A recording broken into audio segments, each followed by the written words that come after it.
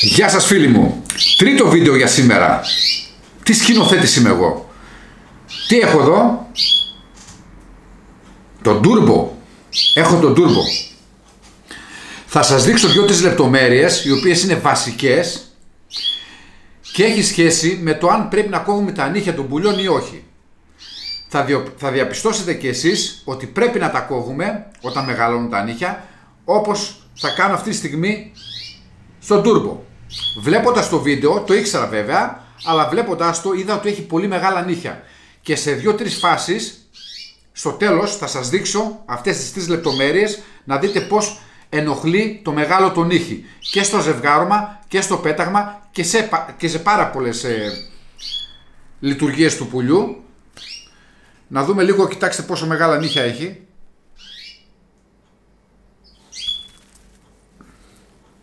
Τα έχω αφήσει αρκετό καιρό, κοιτάξτε πως είναι, πόσο μεγάλο. Τώρα εστιάζει καλά, δεν ξέρω. Θα τα κόψω πρώτα και κατευθείαν θα πάμε να δούμε και το βίντεο μετά. Να δούμε αυτές τις λεπτομέρειες. Για ποιο λόγο εμποδίζουν και ενοχλούν τα μεγάλα νύχια το πουλί. Λοιπόν, έχω κάνει πολλά βίντεο με κόψιμο νυχιών.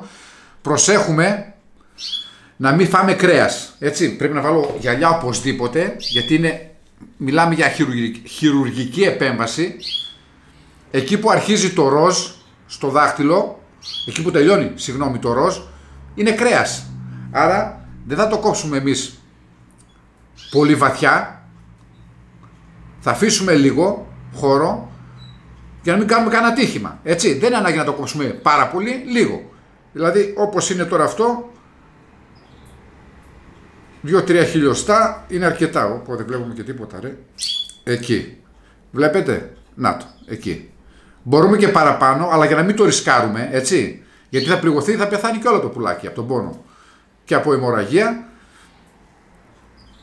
Να του κόψουμε και το άλλο. Τώρα, παιδιά, δεν γίνεται δουλειά έτσι. Και άμα δεν βλέπεις και καλά, το πιστεύω καλά είμαστε, ωραία. Turbo, λίγη υπομονή. Και αυτό εδώ, που αρκετά μεγάλο. Εδώ κοιτάξτε την νύχη. Αυτό έχει περιθώριο, αλλά είπαμε προσεκτικά εδώ. Ακόμα λίγο, δεν το έκοψα καλά. Κανονικά θέλει ψαλιδάκι, ειδικό αυτό για τα μωρά που σας είχα πει και άλλη φορά. Εντάξει, τώρα δεν μπόρεσα να το βρω και κάνω μηνυχοκόπτη. Αυτό το έκοψα, αλλά θέλει ακόμα λίγο. Είναι αρκετά μεγάλο. Ωραία. Δεν κάνω το άλλο, θα το κάνω με την ησυχία μου. Απλά το έκανα λίγο για το βίντεο. Πάμε να δούμε και αυτές τις 3 λεπτομέρειες που σας έχω πει, που είναι πάρα πολύ χρήσιμες. Τρέχω το βίντεο. Τώρα θα εστιάσει η κάμερα κοντά, θα δείτε τα νύχια του Turbo πόσο... Κοιτάξτε, βλέπετε πως πιάστηκε πάνω στο ξεκίνημα του πετάγματός του. Να το ξαναπάω λίγο πίσω να το δείτε. Λοιπόν, εδώ, κοιτάξτε. Τώρα, κοιτάξτε. Βλέπετε, από τα νύχια πιάστηκε. Τον εμποδίζει το πέταγμα, κοιτάξτε τώρα εδώ, να το παγώσω λίγο. Κοιτάξτε εδώ τι μεγάλο νύχι που έχει. Βλέπετε. Και το άλλο γυρίζει ανάποδα. Μεγάλωσε τόσο πολύ που γυρίζει ανάποδα. Αυτό είναι πολύ μεγάλο πρόβλημα για το πουλί. Πάμε να δούμε και τώρα και στο ζευγάρωμα πώς εμποδίζει. Δεν μπορεί να χραποθεί καλά και γλιστράει. Και σε μια φάση γυρίζει το πόδι του. Θα το δούμε λεπτομερία και αυτό. Πάμε. Κοιτάξτε τώρα εδώ. Πώς γλιστράει το δεξί του. Βλέπετε, κοίταξτε πώς γύρισε. Συγγνώμη λίγο να το παγώσω ξανά. Εδώ κοιτάξτε. Εδώ του ξεφεύγει. Δεν μπορεί να πιαστεί καλά. Και το γυρίζει. Βλέπετε. Να το. Βλέπετε πως το έχει γυρισμένο. Τι βίντεο κάνω ο μπάκα σας. Μέχρι και την κάθε λεπτομέρεια σας δείχνω, ρε παιδιά. Δεν πρέπει να έχετε παράπονο. Το βλέπετε. Λες και την έχει αγκαζέ να την πνίξει, να πούμε. Μεγάλο πρόβλημα. Και δεν πέτυχε το ζευγάρωμα για αυτό το λόγο.